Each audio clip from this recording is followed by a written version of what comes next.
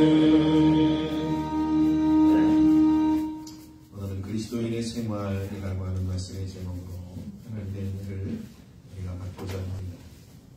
사무엘하 15장에 보시면 다윗의 아들인 압살롬이 반역을 일으켜서 다윗이 도망하는 내용이 기록되어져 있습니다.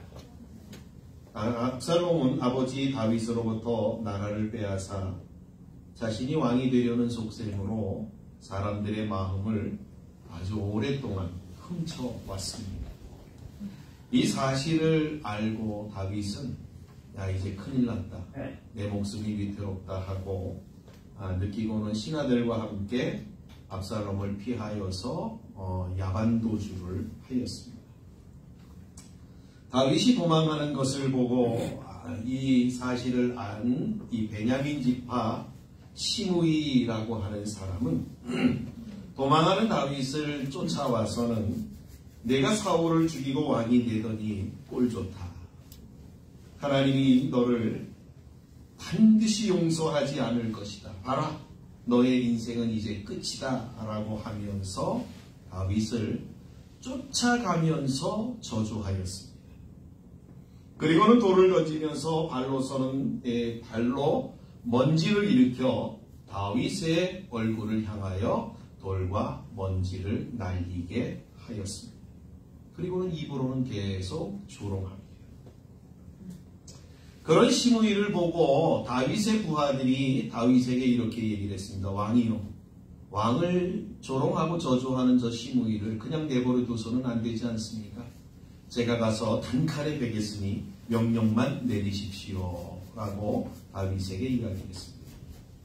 그런 이 부하의 말을 들은 다윗이 그 부하에게 이렇게 이야기했습니다. 사무엘하 16장 11절과 12절에 보니까 그렇게 증거하고 있습니다.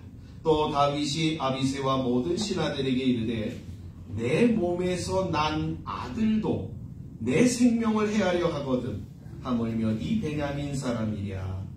여호와께서 그에게 명령하신 것이니 그가 저주하게 버려둬라.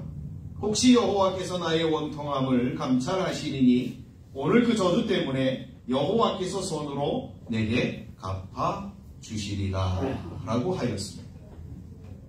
다윗은 자신이 왜 이러한 일들을 자신의 아들인 압살롬의 반역으로 인하여 도망하게 되는 신세가 되었는가를 잘 알고 있었던 것 같습니다. 그러나 그 저주 가운데서도 자신이 앙가품하지 아니하고 시므이가 자신을 저주하고 또 자신을 괴롭히는 그러한 상황 가운데서도 자신이 앙가품하지 아니하고 참으면 하나님이 그것을 보실 것이다. 하나님이 그것을 아실 것이다. 그리고 하나님이 은혜를 베풀어 주실 것이다 라고 다윗은 지금 말하고 있다. 여러분, 다윗의 이야기를 잘 좀 기억하셨으면 좋겠어요. 다윗이 지금 어떻게 행동하고 있는 거예요? 하나님이 보고 계십니다. 이게 중요한 포인트예요. 다윗의 이러한 생각은 오늘 본문 말씀과 연관이 되는 것 같습니다. 오늘 본문 말씀 14절에 보니까 너희를 박해하는 자를 축복하라. 축복하고 저주하지 말라. 이렇게 증거하고 있습니다. 여러분, 이 말씀은 다윗이 만들어낸 이야기가 아니면 이 로마서를 기록하고 있는 바울의 이야기도 아닙니다. 이것은 하나님이 이미 전에 이스라엘 백성들, 즉 하나님의 택한 구원받은 하나님의 백성들에게 주신 명령인 것입니다. 레위기 19장 18절에 보니까 이렇게 이야기하고 있습니다. 원수를 갚지 말며 동포를 원망하지 말며 내 이웃 사랑하기를 내 자신과 같이 사랑하라. 나는 여호와니라. 이렇게 증거하고 있습니다. 사실 자신을 핍박하고 자신을 괴롭히고 자신에게 나쁜 일을, 자신에게 마음에 상처를 주는 일을 행하는 사람을 위하여 복을 빌어주고 또 원수를 사랑한다라고 하는 것은 현실적으로 매우 어려운 일임에는 틀림이 없는 것 같습니다. 내 마음이 이렇게 부글부글 끓고 있는데 아직 마음의 정리가 안 되어서 나를 통제하는 수 없는 상황인데 하나님은 우리에게 원수를 사랑하고 나를 괴롭히는 사람, 아프게 하는 사람, 힘들게 하는 사람을 향해서 축복하고 저주하지 말라라고 하는 것 참 받아들이기 어려운 것이라고 생각합니다.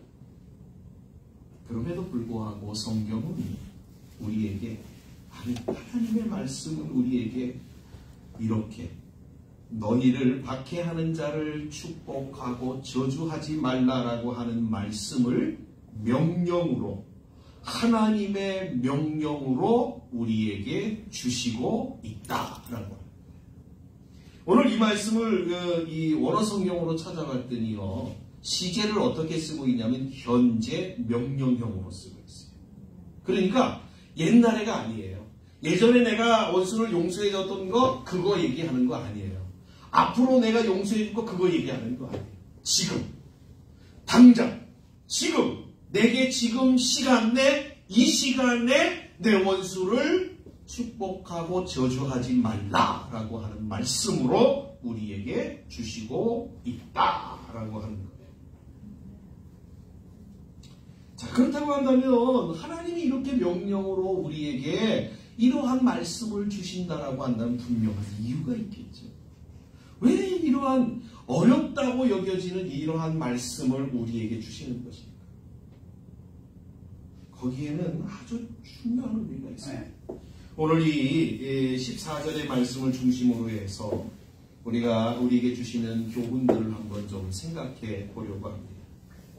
첫째로 아주 단순하게 생각하면 원수를 축복하고 저주하지 말라라고 하는 이 명령의 말씀은 하나님이 우리에게 불리하거나 불합리한 것으로 주신 말씀이 아니고 도리어 우리에게 유익한 것으로 주신 것, 유익하게 하기 위하여서 주신 말씀이기 때문에 반드시 지켜야 한다라는 것입니다. 우리가 믿고 섬기는 하나님이 어떠한 분이신가에 대하여서 이사야 선지자는 이사야 선지서 48장 17절에서 이렇게 증거해주고 있습니다. 한번 잘 들어보십시오. 너희의 구속자시여 이스라엘의 거룩하신 이이신 여호와께서 이르시되 나는 내게 유익하도록 가르치고 너를 마땅히 행할 길로 인도하는 내 하나님 여호와니라.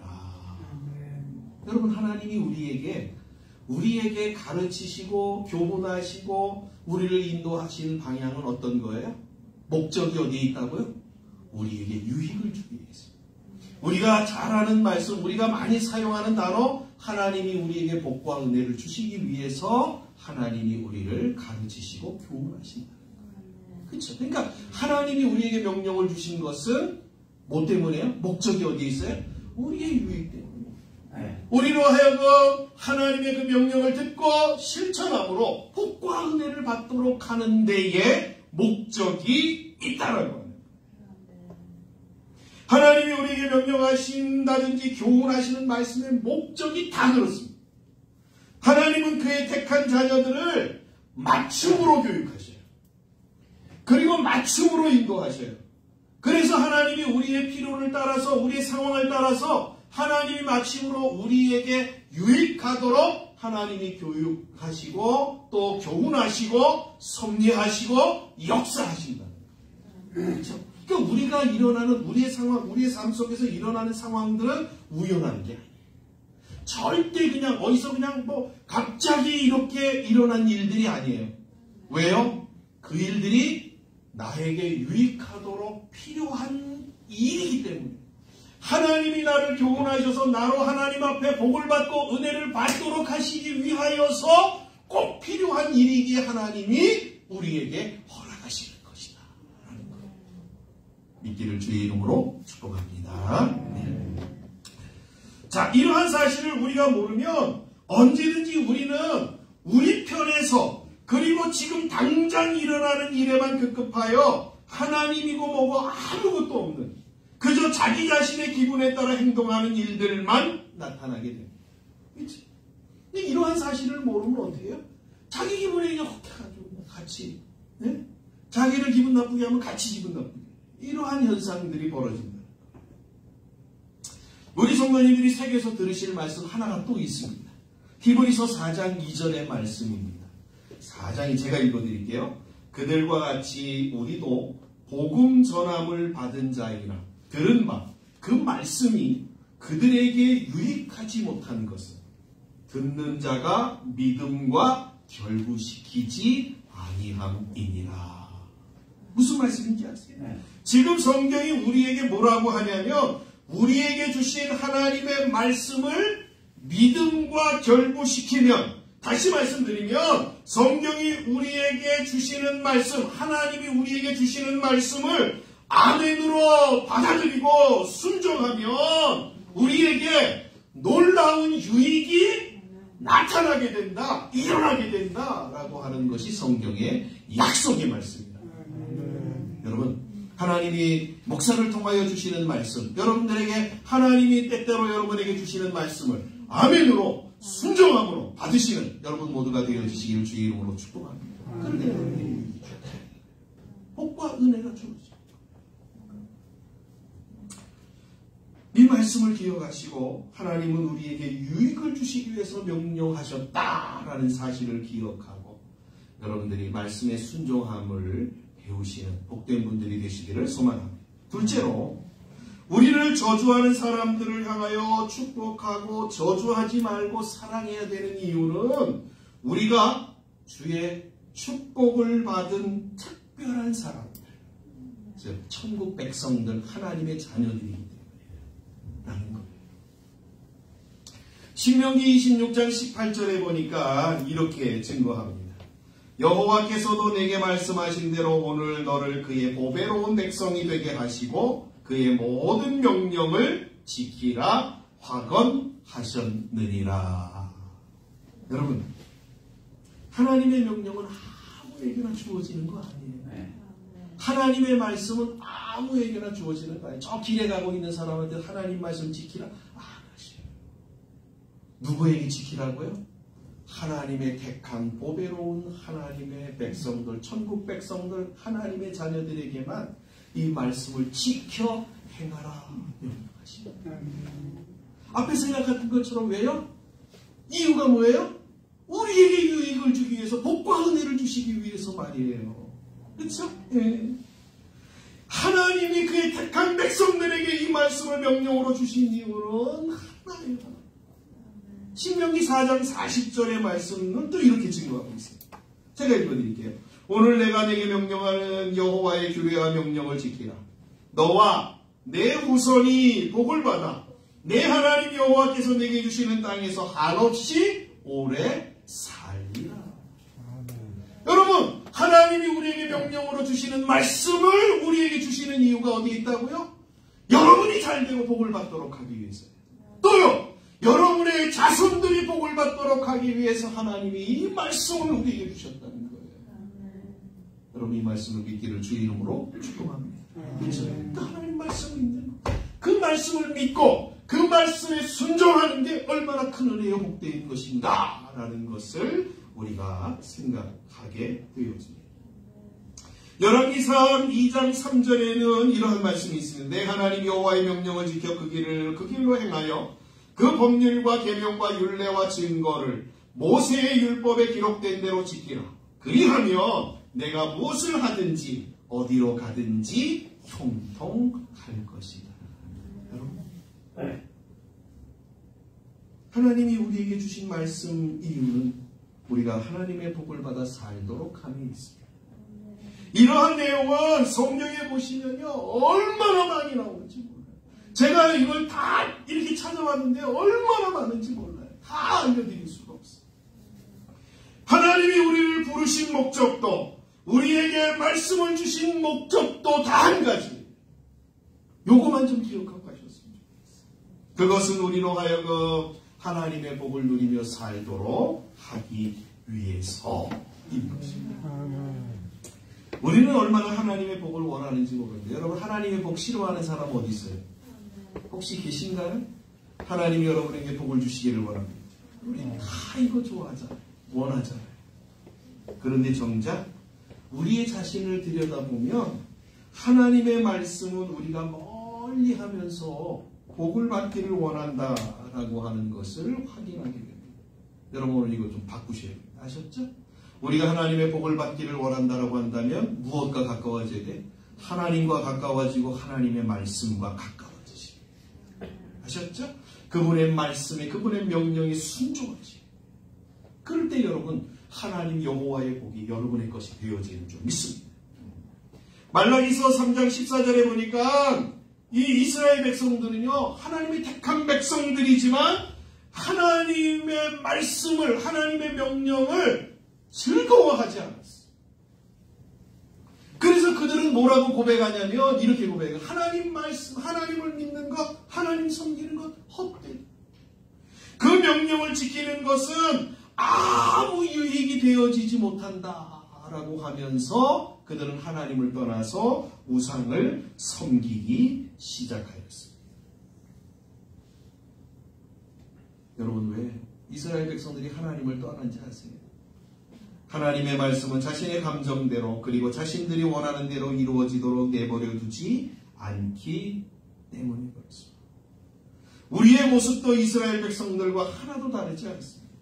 자신의 감정이라고 하는 우상 앞에서 자신을 만족시켜주는 것이 있다라고 한다면 그것을 하나님보다 더 사랑하고 섬기는 모습.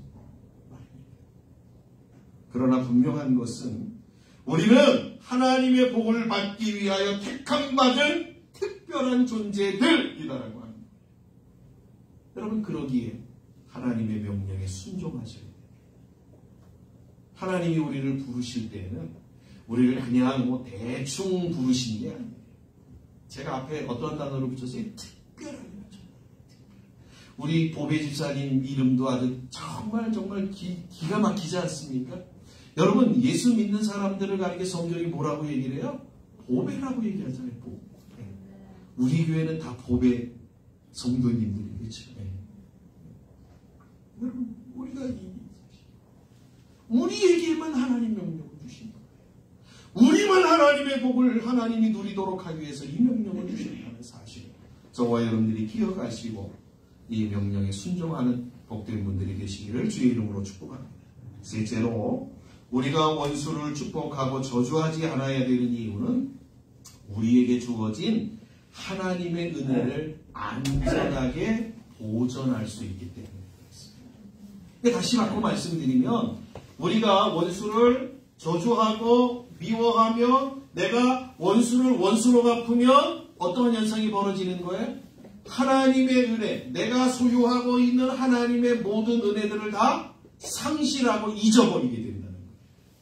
한번 생각해 보십시오. 우리가 격한 감정을 참지 못하고 원수, 나를 악하게 대하는 원수를 향하여서 나도 같은 방법으로 구약에 말씀하고 있는 이는 이로 눈은 눈으로 이렇게 우리가 암가품을 했다라고 가정해봐요. 그러면 과연 우리의 마음이 어떠하겠습니까? 편할까요? 아니면 불편할까요? 그렇죠? 불편합니다. 물론 순간적으로는 속이 시원하고 통쾌할 수 있습니다. 그러나 하나님의 은혜와 사랑이 우리 안에 있다라고 한다면 우리는 하나님의 말씀을 어긴 것에 대한 두려움과 죄책감에 사로잡히게 됩니다. 불편하다는 거예요, 마음이. 하나님을 믿는 사람이고 하나님의 구원받은 사람이라고 한다면 원수를 원수로 갚았을 때 통쾌함이 있을지 모르지만 그러나 그 마음속에 밀려오는 불편함들이 있다는 거예요. 만약에 원수를 원수로 갚음에도 이러한 모습이 없다라고 한다면 그것은 하나님과 아무런 상관이 없는 구원받지 못한 사람일 것입니다. 반드시 구원을 받은 사람에게는 하나님의 말씀을 어길 시에 두려움과 죄책감이 나타나는 것이 정상적인 현상이라는 것을 기억하십니다. 왜냐하면 두려움과 죄책감은 하나님을 경외하도록 우리에게 주어진 마음이기 때문에 그렇습니다. 이러한 상태를 그대로 방치하거나 그것이 마치 옳은 것처럼 여기며 지낸다라고 한다면 우리에게 주어진 모든 하나님의 은혜들을 상실하게 되고 마침내 우리의 영혼은 황폐하게 됩니다. 여러분, 하나님의 은혜가 뭐 어느 날 갑자기 하루아침에 뚝 무슨 무자루듯 이게 떨어져 나가는 게 아니에요. 계속 나를, 그렇죠? 나 자신이라고 하는 이 우상 앞에서 계속 하나님의 말씀을 멀리하는 삶을 살아갈 때 계속해서 어떻게 해요? 은혜가 점점 정말 빠져나가듯이 빠져나갑니다. 기억하십시오. 우리가 직접 원수를 갚는 행위는 하나님의 절대적인 주권에 침해하는 아주 큰 죄악이라는 것을 말입니다. 오늘 본문 19절에서 얘기하고 있죠. 원수 갚는 일은 누구의 일이라고요? 하나님의 일이죠. 하나님이 하시는 일. 우리는 그러면 뭐 해야 되는 거예요? 하나님 아시지요? 보셨지요? 하나님이 공의로 판단해 주십시오. 우리가 할 일은 이거 하는 거예요. 그렇죠? 내가 하나님 대신해서 이 왼수 덩어리 한번 나하고 한번 붙어보자 이래가지고 원수하고 격돌해가지고 승리를 거머쥐는 게 승리다. 하나님이 공의로 모든 것들을 판단하실 때 비로소 온전한 승리가 우리에게 주어집니다. 여러분, 우리는 다윗처럼 원수가 아무리 우리의 마음을 격동질하여도 우리는 이 기회를 동일하게 저주로 갚는 이러한 모습으로 사용하는 것이 아니라 이 기회를 어떻게 사용해야 되냐면 축복의 기회로 다른 사람을 향하여서 축복해주는, 그래서 하나님이 나에게 축복하는 기회로 삼아야 된다는 거예요. 다시 말씀드리면 이러한 기회가 주어지면 야, 이거 하나님이 나한테 축복하실 수 있는 절호의 찬스다. 절호의 기회. 요걸 기억하시고 하나님, 내가 복 받기 원합니다. 하나님 은혜 받기 원합니다. 요 기회를 잘 살려내시기 바랍니다. 그러한 분들이 되어주시기를 주님의 이름으로 간절히 축복합니다. 그럴 때 하나님의 은혜가 우리에게서 충만하게 되고 하나님의 평강이 우리의 마음을 주장하게 됩니다. 어떤 집사님이 하나가 저를 찾아왔습니다. 그래서 얘기를 했어요. 목사님, 네, 이분이 너무 마음에 안 들어서 이분이 얼굴도 보기 싫고 막 모든 것이 자기 눈앞에 보이는 것은 다 싫습니다. 목사님 좀 해결해 주십시오. 그 사람을 아무 일도 시키지 말고 모든 거 다 잘라서 다 내 눈에 안 보이도록 해주십시오. 라고 저한테 요구를 해왔습니다. 제가 그 얘기를 듣고 어떻게 하겠습니까? 그냥 하나님 앞에 기도하고 가만히 침묵하고 있었어요. 제가 안 들어주니까 이분이 직접 당사자를 찾아가서 내가 당신 너무 마음에 안 든다. 당신 그러니까 교회에서 하는 모든 일들을 다 내려놔라. 내 눈에 띄지 마라. 이렇게 이야기를 한다. 여러분, 이런 얘기 들을 때 어떻겠습니까? 그렇죠? 이게 참 답답한 얘기죠. 이분이 저를 찾아왔습니다. 나이가 많으신 분이 찾아와가지고 정말 이 감정을 조절하지 못하고 막 괴로워하시는 거예요. 제가 한 말씀밖에 드릴 수가 없었어요. 잘하셨어요. 거기에 대놓고 야, 네가 뭐 어떻고 저쩌고 이러고 저러고 이게 어떻게 되는 거예요? 이건 난장판이 되는 거죠. 근데 아무 대꾸도 안 하지. 아무 말씀도 안 하지. 그리고 저를 찾아와서 정말 막 불불 끓는 이 마음을 가지고 저를 찾아왔습니다. 잘하셨습니다. 그리고 이분이 나중에 그분들이 교회에 잘 정착할 수 있다라고 한다면 제가 모든 걸 다 내려놓겠습니다. 이렇게까지도 말씀하셨어요. 여러분, 저는 그 집사님에게, 그분에게 하나님께서 정말 하나님이 주시는 은혜가 있을 것이다. 저는 믿습니다. 여러분 한번 해보십시오. 나의 원수 앞에서, 나를 괴롭히는 자 앞에서 내가 정말 주님의 이름으로, 주님의 사랑으로, 아니 주님의 사랑이 부족하고 내가 주님의 사랑으로 대응하지 못한다고 할지라도 한번 원수를 향해서 저주하지 않는 그러한 모습을 한번 해보십시오. 하나님이 여러분에게 놀라운 은혜와 여러분의 마음의 평강을 하나님이 공급해 주실 것입니다. 이러한 걸 경험해 보는 거예요. 신앙이라고 하는 것은 경험이 쌓일 때마다 정말 하나님의 은혜 앞에 우리가 더 가까이 나아갈 수 있게 됩니다. 한 가지만 더 생각하겠습니다. 우리를 저주하는 자를 축복하고 저주하지 않아야 되는 이유, 네 번째는 보복의 순환고리를 끊을 수 있고 더 나아가서는 사랑을 얻을 수 있기 때문에 그렇습니다. 내 원수가 본문 20절에 보니까 아주 흥미로운 말씀이 하나가 있어요. 내 원수가 줄이거든 먹이고 목마르거든 마시게 하라. 그리함으로 내가 숯불을 그 머리에 쌓아 놓으리라. 여러분 원수예요? 저 원수를 원수로 갚지 아니하고 원수를 어떻게 갚아요? 21절에 보니까 그래서 악으로 악에게 지지 말고 선으로 악을 이기라. 선으로 갚는 거예요. 그 갚는 모습을 성경이 어떻게 표현해주고 있냐면 이렇게 표현해주고 있어요. 상대방의 원수의 머리에 뭘 올려놓는 거예요? 숯불을 올려놓는 거예요. 숯불을 올려놓는 거예요. 무슨 얘기예요? 원수의 머리에다 숯불 올려가지고 뜨거워서 죽으라고 올려놓는 거예요? 그런 말 아니에요. 그런 말 아니에요.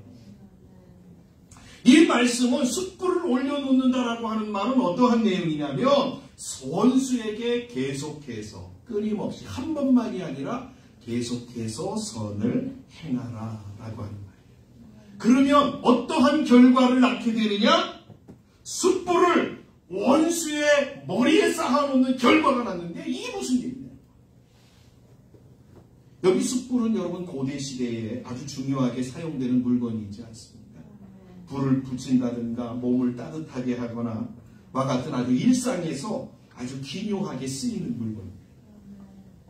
그러니까 원수에게 선을 행하는 것이 숯불을 그 머리에 올려놓는 것, 쌓는 것과 같다라고 하는 말은 원수가 숯불을 사용할 때마다 무엇이 생각난다?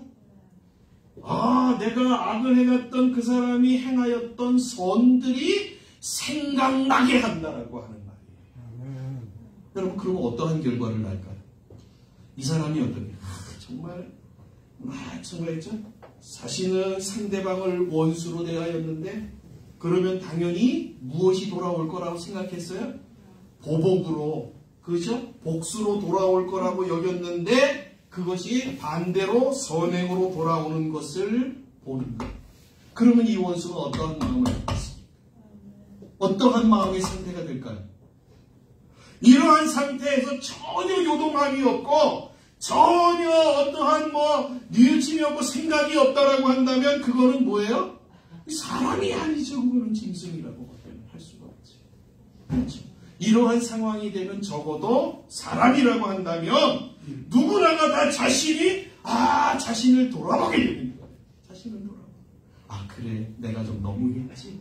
내가 잘못했지.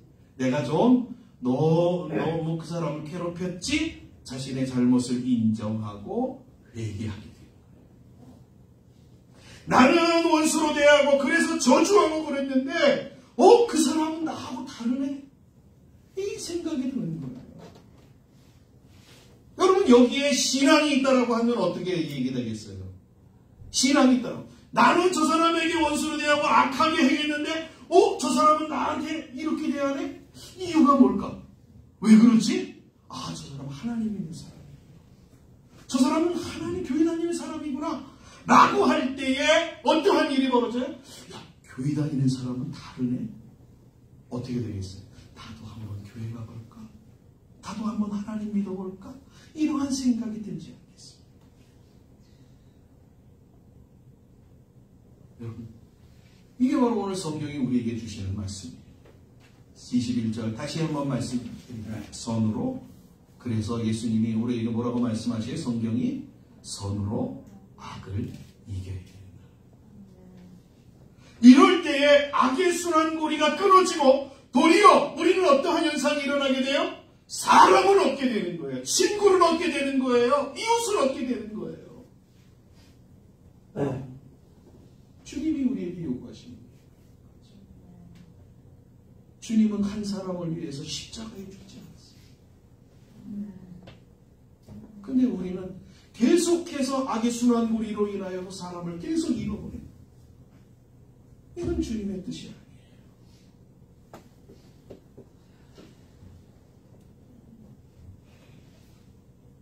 사울은 일평생 동안 다윗을 죽이려고 하였습니다. 그러나 다윗은 사울을 죽일 기회가 2번이나 있었음에도 불구하고 죽이지 않고 용서하며 살려주었습니다. 그런 다윗을 보고 사울이 내가 너희 더 이상 너를 쫓아다니지 않고 너를 죽이지 않겠다 라고 맹세하며 돌아갔습니다.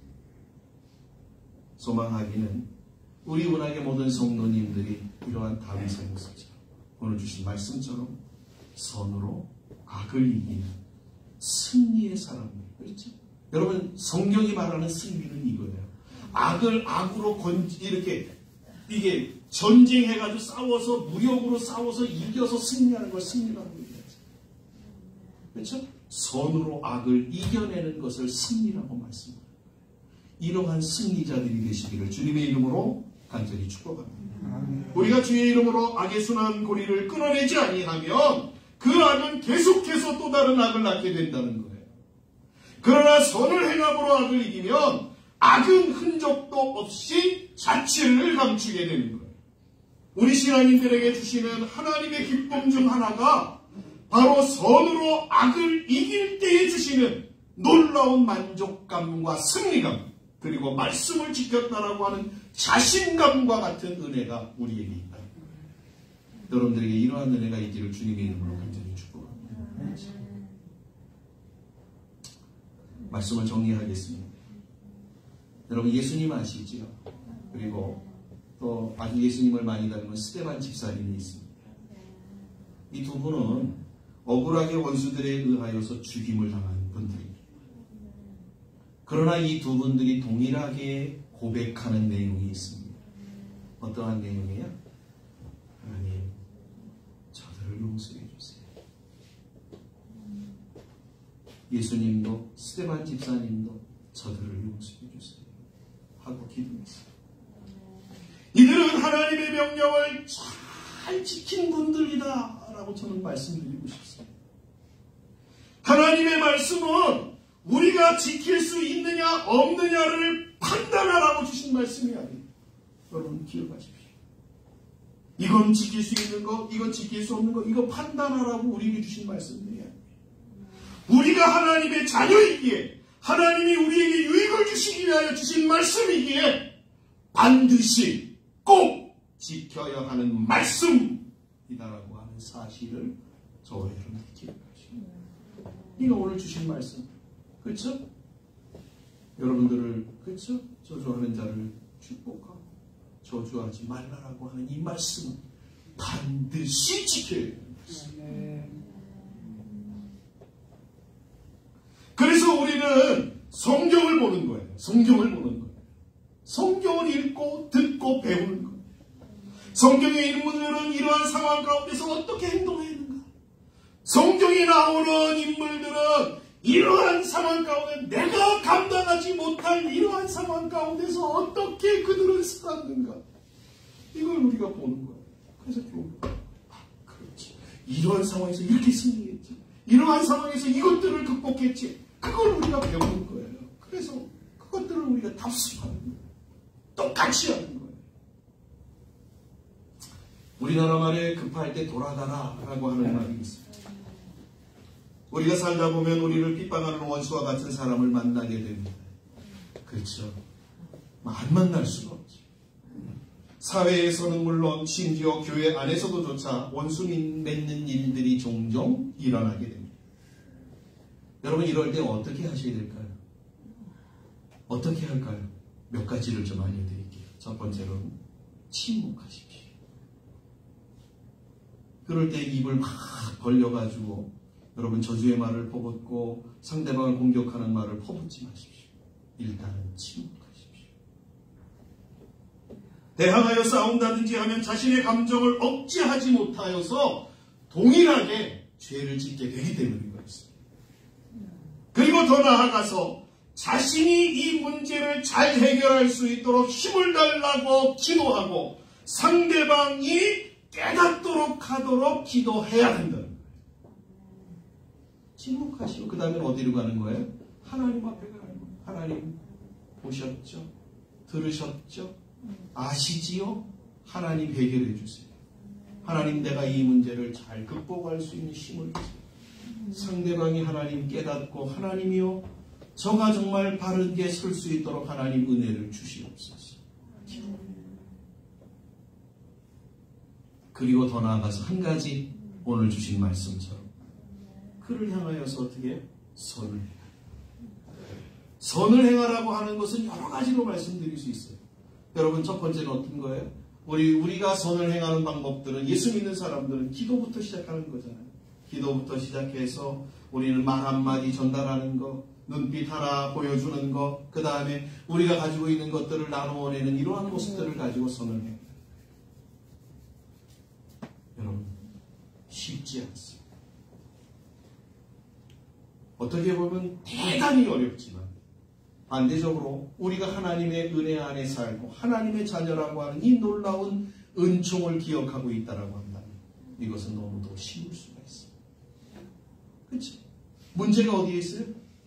내가 하나님의 나라의 영광스러운 보배로운 존재라는 사실을 하나님이 이 시간들을 통해서 내게 놀라운 은혜와 복을 주시겠다라고 하는 약속들이 달려있다라고 하는 사실을 우리가 알고 있다라고 한다면 이 일들은 너무나도 쉬웠어요. 성경은 선으로 악을 이기는 것을 가리켜 어떻게 얘기를 하고 있냐면 영광스러운 것이다. 이렇게 이야기를 하고 있어요. 영광스러운 것. 예수님과 스데반은 선으로 악을 이긴 사람에게 가장 영광스러운 자리에 앉게 되었음을 성경이 증거하지 않습니다. 소망한 이는 이겁니다. 우리 은하계 모든 성도님들도 예수님과 스데반처럼 영광스러운 자리로 날 영광스러운 하나님의 은혜 앞에 참여하는 그러한 분들이 되어졌으면 참 좋겠다. 아멘. 그렇게 되어지기를 주님의 이름으로 간절히 축복합니다. 아멘. 그렇죠? 여러분의 인생 가운데 원수들 많이 만날 거예요. 그럴 때마다 오늘 주신 이 말씀을 새기시고 기억하시고 그래서 여러분 정말 여러분들이 감당해야 될 일들을 잘 감당해내시고 복된 분들이 되어지시기를 다시 한번 주님의 이름으로 간절히 축복합니다. 기도하겠습니다. 사랑하는